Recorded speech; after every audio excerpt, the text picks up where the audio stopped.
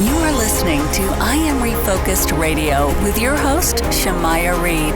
This show is designed to inspire you to live your purpose and regain your focus. And now, here's your host, Shamaya Reed. Welcome to I Am Refocused Radio, guys. Once again, we are here today. I appreciate you all being here on the holiday. We have a special guest, Dr. Danny Brassell. He is the co-founder of the WellCrafted Story Workshop, and I can't wait to talk about what he has to bring to us today. He's not just a powerhouse of energy and wisdom, often described as Jim Carrey with a Ph.D.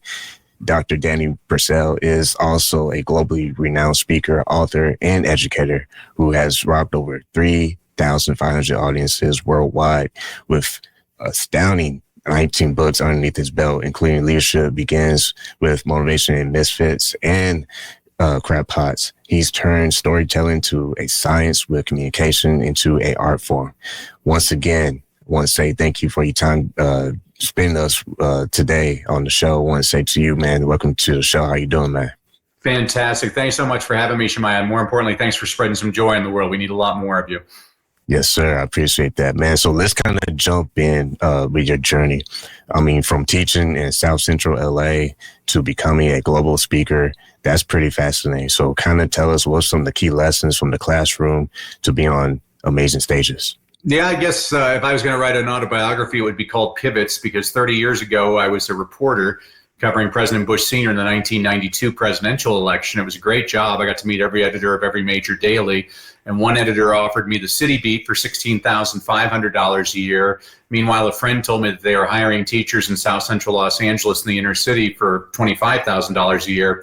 So Shamaya, I became a teacher for the noblest of reasons, for the high pay. And I fell in love with teaching. I've taught all age levels from preschoolers all the way up to rocket scientists. I can make that claim because I used to teach English as a second language to engineering students at the University of Southern California.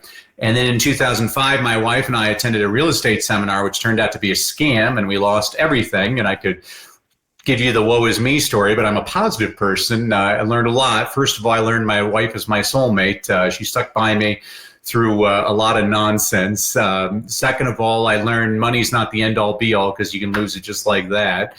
Third, I try not to judge other people, because if I was somebody looking at what I had done, I would have said, well, you deserve all that. But now I realize if you don't know everything about a person, you really don't know anything about a person.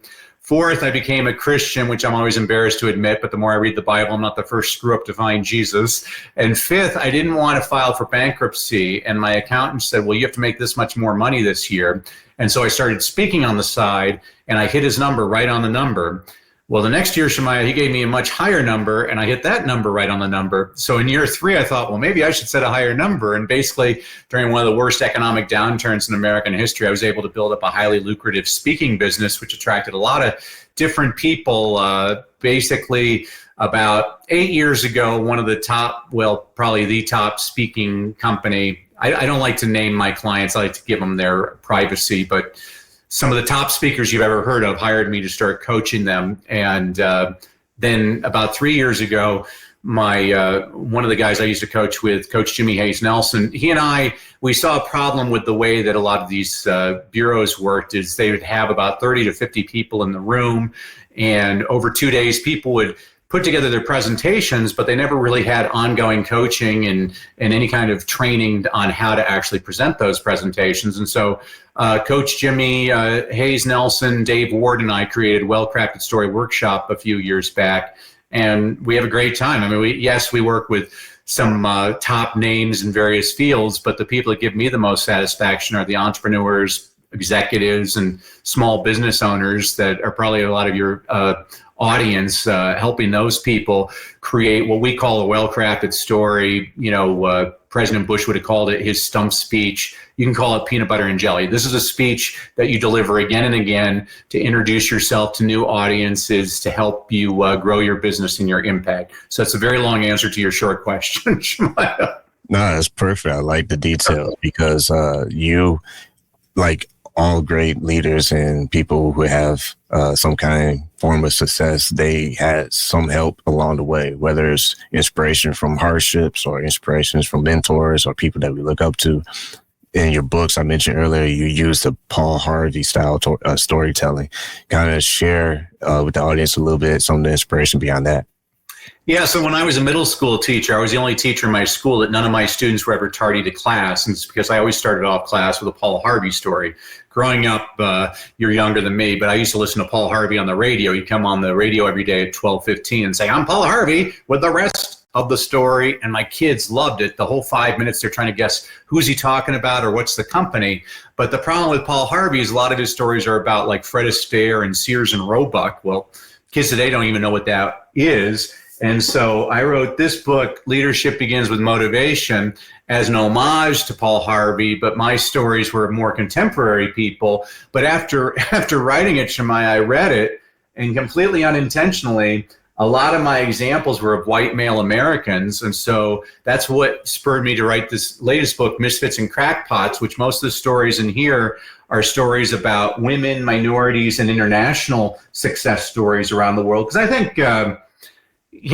I was watching a show last week. It was horrible. It was called The News, and it totally depressed me. And I realized that's why people are so down all the time. They're reading all these down things around them, and there's all kinds. I mean, that's why I tell them, listen to your podcast. I'm always inspired listening to your podcast because you're part of the solution. Most people are part of the problem. And so I think if you start surrounding people with inspiration and show them how they can do it, it'll make us all a little bit better off. I appreciate you saying that, because one thing I tell people all the time now, my last guest said, from the barbershop to the top. And so I'm like, you know what, I'm gonna have to steal that, because I want people to understand that when you are consistent with one thing, it doesn't just open up doors, but it allows you to be a better student. Because long term, I will always be a student of the game in media, because yes, I've been able to talk to some amazing people like yourself and celebrities, but it wasn't because I was something like I was owned to do that. It wasn't like I had the right to do that. It was more like I had the privilege and opportunity to do something that most people be like, wow, how in the world did that happen? Well, guess what? It takes discipline. It takes the acknowledgement that you will have to be a student if you actually want to make progress. And going back to you also taught, you harp on how reading, mastery, and public speaking are connected. Those are two skills that I feel that our audience can really tap into learning more from you. So when you think about those two things, reading and public speaking, how they're connected, why do you think these two skill sets can really change someone's life? Well, it's ironic, Shemaiah. That's a great question, because I grew up hating reading. My father was a librarian. I always hated the library. Always smelled funny. The furniture was uncomfortable. There was always an elderly woman telling me to be quiet. There's always some freaky homeless guy thinks he's a vampire hanging out by the shelves. And it wasn't until I started teaching in the hood where I saw a lot of my kids didn't have a lot of the advantages I had growing up. And I basically said, shame on me. I mean, I was very blessed. Both of my parents were in the home. We were poor, but we always had food on the table. And my parents always read in front of us kids, to us kids, and we had plenty of access to reading materials. And so it became very important to me to make sure that, maybe you're in San Antonio, Texas, but if you have a library card, you have a passport to the entire world. And not only can you learn from people around the world, you can learn from people that have been dead for 300 years. And I read books. It can be a horrible book, but if there's one little story in there, it was worth it for me. I read a book recently on marketing, and the book was horrible. It was really one of the most boring books I had read, but there was one story which was a treasure. So this was a marketing guy going around the world trying to figure out the next best thing, and he's in Chile. He's watching these fishermen, and he notices they're catching one fish, and they're throwing these other fish in a different batch. And he's like, oh, are you throwing those fish in the other batch because you're getting paid for the other fish? They're like, yeah. And he's like, well, is that the reason you're eating that fish? They're like, well, yeah, we're eating it because of that, but also because it tastes better. He's like, oh, can I try it? And they're like, sure. So he tries. He's like, oh my gosh, this fish is so much better than the one they're paying you to catch. What's it called? And they're like, the toothfish. He's like, the toothfish? That's the worst name. So he thinks about it. He brings it to the United States, and it's the #1 selling fish in restaurants. He renamed the toothfish Chilean sea bass. I love that. I've never heard that story. I'm like, that was worth the whole book, was just to read that story. So this is when you're on stage, with my clients, I'm trying to teach them to tell personal stories, but every now and then I have a difficult person. So I go, nothing's ever happened to me, which is totally untrue. But when I get a difficult person like that, I say, well, if you look at one of the best-selling personal development books of all time, it was Think and Grow Rich by Napoleon Hill, in which he shares no personal stories. What he did is he interviewed all these millionaires and shared their stories. And so it's kind of like your podcast. You could totally make this podcast into a book based on the different stories that your guests are sharing. And so that's what I always tell people is the importance of reading is you just become much more interesting. When you have the ability to teach, usually it's because of something you learned through your professional career. What are some of the patterns, if you will, that you've seen not just help you through difficult times, but understanding the treasure of the lesson in between those times? Yeah, so a lot of the people, Shemaiah, that I work with, they're terrified of speaking or they have no confidence on stage. And so I share with them the story when I was in India a few years ago speaking at schools. I got all the kids at this school pumped up and they come up to me afterwards. They're all saying, oh, I love that, I love that. And then I look and there's this little boy, he's about 6 years old and he has tears in his eyes. And I noticed, Shemaiah, he's missing his left arm. And he looks up at me and he's like, how can I succeed? And so I crouch down, I get to his eye level. I'm like, when I was your age, I went to 18 different schools before I was 12 years old. Everybody used to call me stupid because I stuttered. And eventually I went to a school and a teacher, she worked with me one-on-one and she would sing things to me. And I found I could sing them back without my stutter. It's kind of like the movie The King's Speech. And eventually I lost my stutter and I became a swan. But I looked at that boy in the eyes. I'm like, isn't it interesting that the little boy everybody used to make fun of because he couldn't speak right now gets paid ridiculous sums of money to travel the world to do what? Speak. And he gets this big grin. He's like, speak. I'm like, don't let anybody ever tell you what you can't do. Anything's possible if you set your mind to it. And so that's an example of just my own personal experiences, what I've learned. I work with people that are completely most of the people I work with, they have no interest in speaking on stage. What we're trying to do is to grow the number of clients that they're working with. And I think the fastest way to do that is on stages, whether it's on a physical stage or a podcast or an interview. How do you get the word out about the services that you offer? And it's a skill set. It can be practiced. I guarantee you, Shemaiah, the first time you did your podcast, you sucked.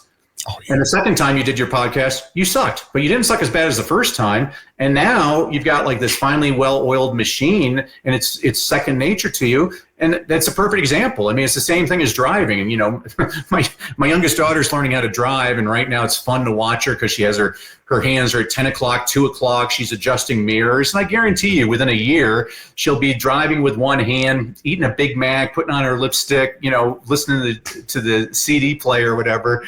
And that's the same with speaking. Is I try to help people. I don't try. I help my clients really get very proficient and competent on stage. I appreciate you saying that because I've been kind of letting people know the secret sauce of how we've been able to stay around since 2017. Mm-hmm. And it's right on the money. When we first started the show in the barbershop, not only were we limited with audio equipment, but we were limited in skill set. We were limited in what the goal was going to be. We didn't know the North Star. If anything, it was like no star. It was nothing guiding us except for, let me speak for myself. It was nothing guided me in the beginning except for ego. I had to learn the hard way that as soon as I became a student and humbled myself and said, you know what can I do to actually learn what I'm doing? What is the real mission here? Are we trying to help people? Are we trying to educate people? Or are we just trying to put out fluff and make people feel good and smile? I mean, you can make people smile through education, but it takes those reps, if you will. The more you get active, the more you stay active. And the part that's going to help me land the plane is that when I had the honor to talk to Michael Rappaport twice, the first time I asked him a very powerful question, changed the whole game in the podcast world for me. I said, how did you get to where you are? Mind you, he's a famous actor, big time in the 90s, man of honor. It's what some people think about. But Friends, he was on Friends too. Yes. And what he said was so powerful and spoke to me in my soul. He said, Shemaiah, I had dipped my toes in the pool. I jumped all in. Because when it comes to your career, you have to do it. No one's going to save you. No one's going to say, hey, man, you can do this. I know most of the time you have to prove everyone that's saying you can't, that you can.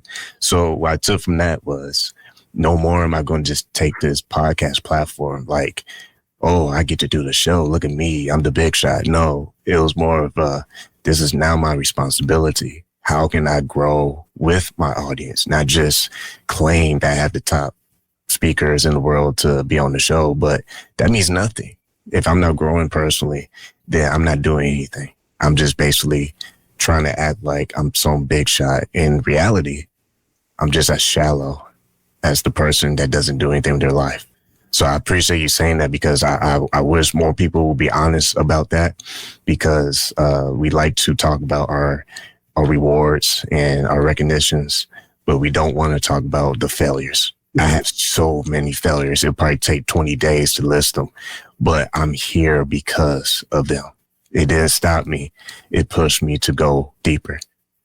I love that you shared that, Shemaiah. There's so many things I love about that story. First of all, anybody can sit there and brag about Tiger Woods being the greatest golfer in the world. They don't look at the thousands of hours he's on that golf course and on that driving range, getting blisters on his hand, hitting shots.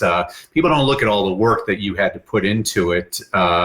Second of all, you actually did something which was really great, which is the first exercise I take people through when we're working is how do you get clarity on your presentation? And you asked yourself those two questions, which a lot of people fail to ask themselves. Those two questions are, who is your audience? A lot of people say, well, my audience is everybody. I'm like, well, if your audience is everybody, your audience is nobody. You should niche it down, figure out exactly who that person is you're helping. And that leads to the second question is, what is the problem that I solve? If you can answer both of those questions, and you'd be amazed, 95% of the people I work with who are mostly very successful, they can't answer succinctly one or both of those questions. And so when you really get that focus and figure out who's my audience and what's the problem I'm solving, that's when you can move mountains. There was a third thing I was going to mention. Oh, the other thing was you acknowledged, one of my favorite speakers is a woman by the name of Brene Brown.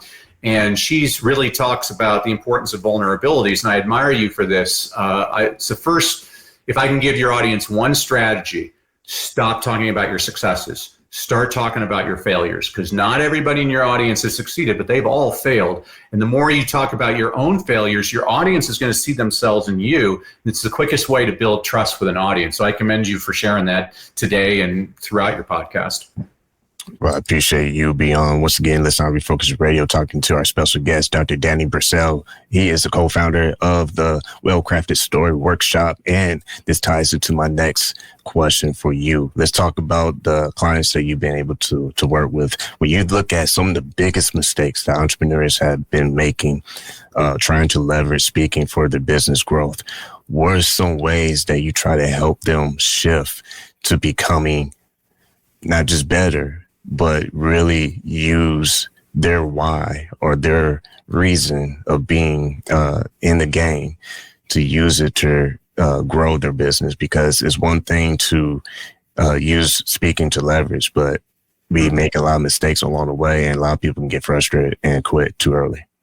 Yeah, a lot of people, they worry about sounding salesy from the stage. And so here's my strategy for that. Stop selling, start serving. I want you, when you're on stage, to look at your audience like they're dying and you have the antidote. And if they don't get your antidote, they will die. When you look at it from a different point of view, how can I serve my audience? This is what I always tell people. Whether your audience determines that they're going to do business with you or not, that I don't care about that. They've given you their most precious asset, their time. And so you have a responsibility to actually serve them while you're with them. And so it's very important to me. I always make sure we have at least one short-term solution and a long-term solution for the audience. The next biggest mistake, and you might even do this, I was on a podcast earlier and the person did it. Probably the biggest mistake I see people make is they don't make one clear offer. So I was on a podcast earlier, and the hostess at the end of her podcast, she said, make sure you like, subscribe, and give us a 5-star review. And I told her afterwards when we were off air, I'm like, you just told your audience to do 3 things. They're not going to do any of them.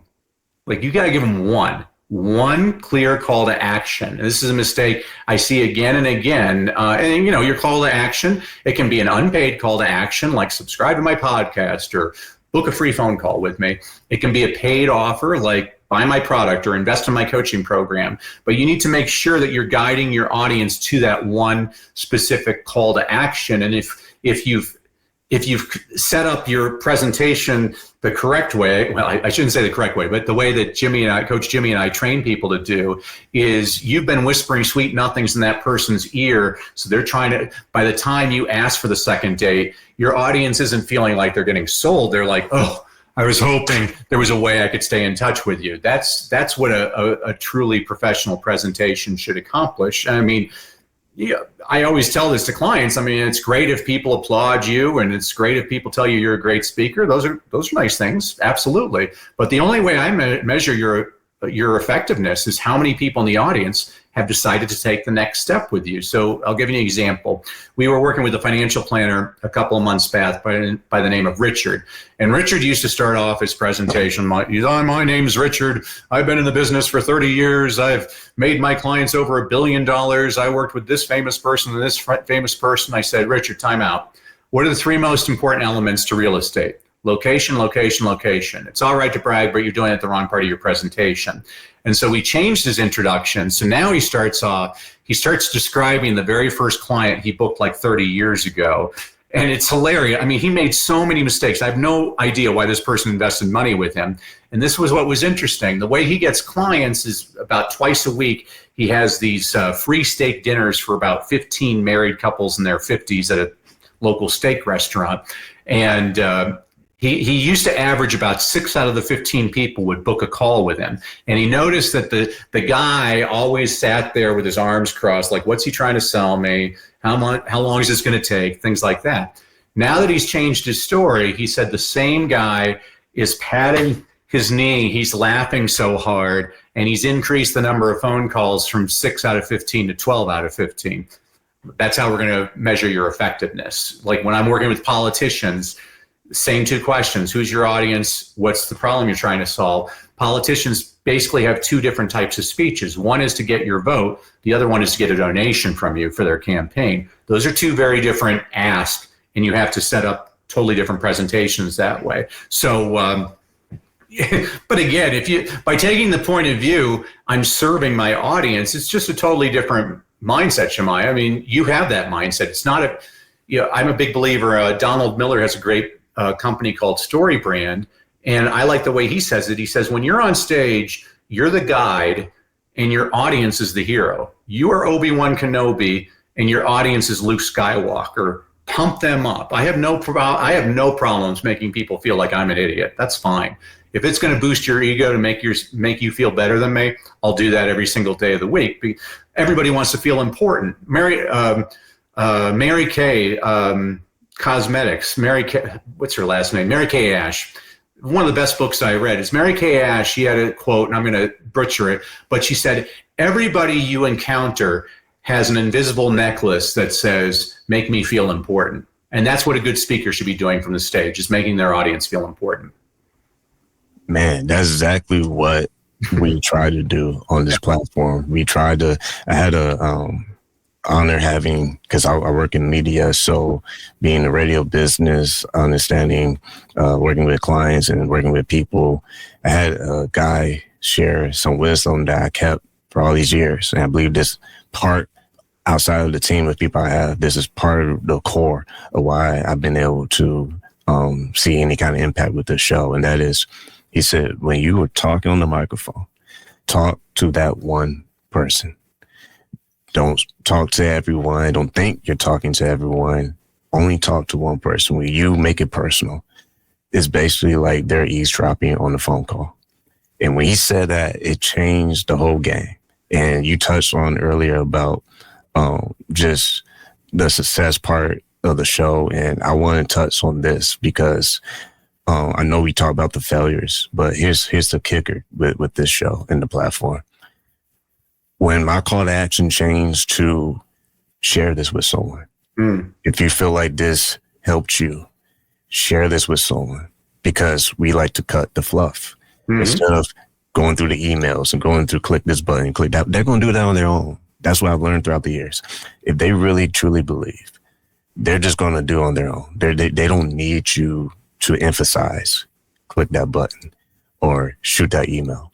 they're going to run back home or hop out the car wherever they listen to the show on, and they're going to do it themselves. So what I always try to focus on, who can I reach if it's just that one person? And if it really helps you, pass it on, share it with others, because that's the whole point of this show. The premise of the show is every day we have a chance to refocus on our goals. That means there's going to be some points in life where your vision is going to be blurry because everyone goes through storms, everyone goes through trouble, and you cannot prevent that from happening. But you can decide how you react. You can decide that I'm going to actually refocus on what is important. Because obviously, when trouble comes, the natural thing for you to do is to focus on the negative. It's to keep looking at, oh, well, this is why I can't do it. Or, well, see, I told you so. No matter how much hard I work, it seems like I always get pushed back 10 steps when I take 3 good ones forward. You got to keep pressing forward. That's the problem. We like to quit too soon, and it's none of our fault until we start taking accountability and say, you know what? It kind of is, because at the end of the day, no one's going to step for you.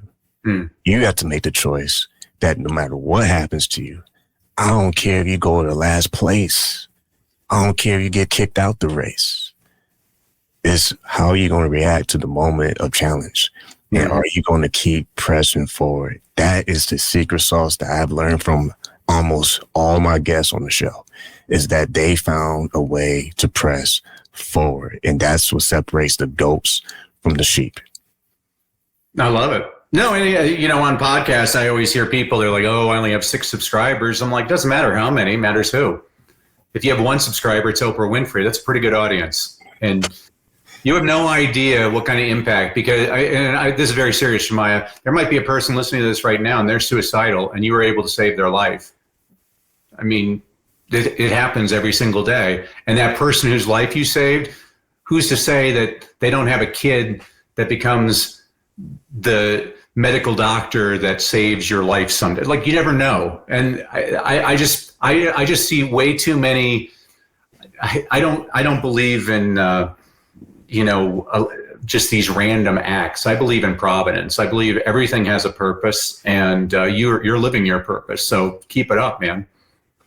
When you look at all the abilities that you've been able to do throughout your professional career, and working with different personalities for clients. I mean, let's just be real. When you're working with a client, it's not like an easy button like, oh, I got client ABC and it's going to be 1, 2, 3 and life is easy. I mean, let's talk about the reality of what it means to not just be a leader, but also to run a business, because it's a lot of sugarcoating out there. It's a lot of, here's some magic formulas and you're going to break records. Let's be real for a moment and tell people, what does it really feel like when the stove heats up for you, and how do you set your mind to adjust to those moments? I love that, Shemai, because I work with a lot of entrepreneurs. And so when I first started my business, you should have met my website designer. His name was Danny. He was great. And you should have met my personal assistant. His name was Danny. He did a great job. And my marketing director, his name was Danny. I was doing everything. Everybody thinks that, running my own business is great. Yeah, running your own business means you quit a 40-hour-a-week job working for somebody else, so you work 120 hours a week for yourself. But teaching did me a great service, because I would have 33 students in my class, and I guarantee you all 33 of them are different. And this is actually my problem with education, is we try a one-size-fits-all approach. And I'm like, it's ridiculous, because I read biographies of successful people all the time. And one of the common characteristics among most of these people is they dropped out of school. And I'm like, what are we doing wrong in school? And I was with a class a couple of weeks ago, and I pointed out to the kids, I'm like, okay, you can either do this worksheet for 20 minutes that you're going to do because your teacher's telling you to do, or how about we create a business? You can create a website and you can do your own social media and stuff. And so rather than the kid spending 20 minutes of hell doing something they're forced to do, they're going to spend 100 hours of their own free time because they're excited about doing it. I mean, this is what we need more of I see so many people with the golden handcuffs. They started their job at 25 and they already retired at 75. I mean, they're just going through the motions. They're not doing anything extraordinary. And I can tell you, just from reading the good book, is all of us were put here on this planet for a higher purpose. It ain't to scan barcodes or things like that. And this is what I always tell my students all the time. I miss that about working with kids. I used to tell the kids, I'm like, sometimes you need somebody else to believe in you before you believe in yourself. I believe in all of you. They only give me the best and the brightest. So let's go out and make this world a better place. I was blessed. I had 2 great parents. I've had great teachers. I had great coaches and mentors who have always been very supportive of me. And I know that there's a lot of people out there that don't have that. They're being told they're garbage and things like that. And that's what depresses me. And this is my number one goal when I'm on stage is I want you to leave here feeling better than when you came in. I want you laughing, smiling, happy. I'm not one of these people that teach. One of the reasons I had to stop working with some of these companies is I saw they were coaching people to tell their most tragic story. I mean, there's 3 reasons why I don't do that. First of all, the world just survived a global pandemic. Everybody's had a lot of bad stuff happen to them. I don't think we need another sad story. I think we need more stories of hope. Second of all, I'm teaching you to create a presentation that you're going to deliver again and again to new audiences. Do you really want to talk about the worst moment of your life again and again? I mean, I have a friend, his daughter was murdered in a school shooting. He's told that story 1,000 times. I have no idea how he does that. You got to be stronger than me. And then third, I believe that these people that teach you to tell that same sad story again and again, by the 20th time you tell it, now those are crocodile tears, and now you're being manipulative. And I'm not saying it's not an effective sales strategy. It's actually a very effective sales strategy. But I personally don't want to have to take a shower once I get off stage because I just manipulated my audience. There are ethical ways to get people to want to do business with you. You already said what you're doing, which I just love, is just share this podcast. Hey, this might help somebody else. How cool is that? That's such a soft ask, and it's something that everybody listening to this right now, if you're not sharing this once a week with somebody, then you're doing a disservice. Like you're giving them your time. They can do that one simple action. It's a very important action. It drives me nuts how so few people actually do anything. I can't stand. There's a lot of human beings, but they're not human doings. Like do something, no matter what. You create this podcast. Like you've already done something that 99% of people don't do. And I admire you for that. I like to be around. That's the people I work with. These are people, I resisted coaching for a long time because as a teacher, I've always had a very high standard. I will not let you fail. I will stick on your back until you succeed. Working with entrepreneurs and executives and business owners, they're the easiest people in the world to work with because they want to succeed. They're like, man, I want to make more money. I want to have more freedom. I want to increase my impact. Well, those are great motivations. I want to work with that person. I appreciate you saying all of that because it makes the whole conversation go full circle. And once again, listen, I'm Refocused Radio, watching us online, talking to our guest today, Dr. Danny Brassell, co-founder of the WellCrafted Story Workshop. Everything is a story. Everything in life is a story. It's a story how I got here and driving in San Antonio traffic. It's a story in starting the podcast in 2017. It's a story in what you said earlier about how you used to stutter. But I want to say something that I feel was very important in that story that touched me. And that is, I see a common thread. A lot of people who are successful, there was at some point a thorn in their side that kept them humble. Something that most would probably look at, wow, well, I feel bad for you. No, you took that opportunity to do something positive, to do something great. I mean, look at that transformation in itself, from stuttering to being well recognized and respected as a speaker and teaching others. I mean, WellCraftedStoryWorkshop.com. I mean, think about that. That is so awesome. You didn't know that about this with me, but when I first started the show, I was the biggest introvert in the whole world. I didn't want to do this on video. People were pulling teeth like, man, when are you going to do video? When are you going to do YouTube? And I started doing YouTube video version of my audio show in September of last year. Since then, we have gained 5,500 subscribers. And it's still a story that's being developed. So I want to say to our audience, don't just share this podcast. Share your story.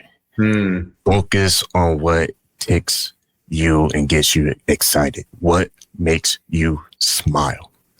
Because if you can't find what makes you smile, then you need to stop everything and find what does.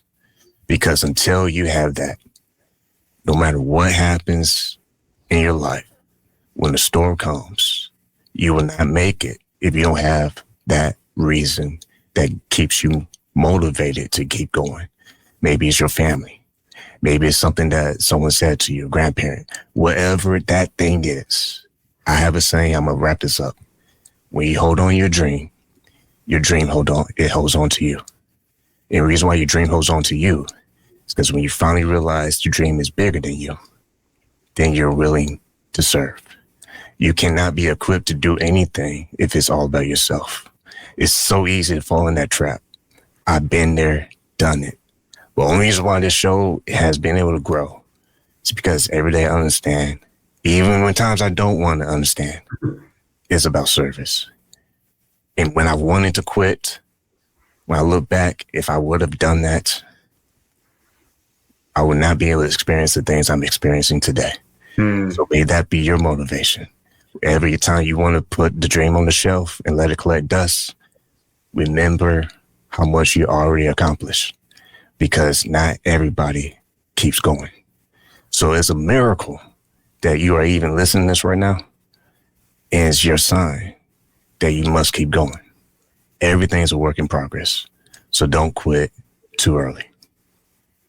I love it, Shemaiah. Thank you. As a thank you to you and your audience for listening to me today, I wanted to give everybody a freebie. So if you go to freestoryguide.com, guide like a tour guide, freestoryguide.com, I'm going to give everybody their own complimentary, well-crafted story blueprint. What this is the actual process that Coach Jimmy and I take our clients through on how to create their well-crafted stories. What this does for you is it takes the guesswork out of, why do I put this story here? Why do I do this in this part of the presentation? We show you exactly why and how you're going to get better results. And what this means for you is the peace of mind that you'll be able to get more clients and have a much greater impact. You can get that at freestoryguide.com. And Shemaiah, man, you totally pumped me up, man. This is like the best part of my day. Thank you for always being a bright light.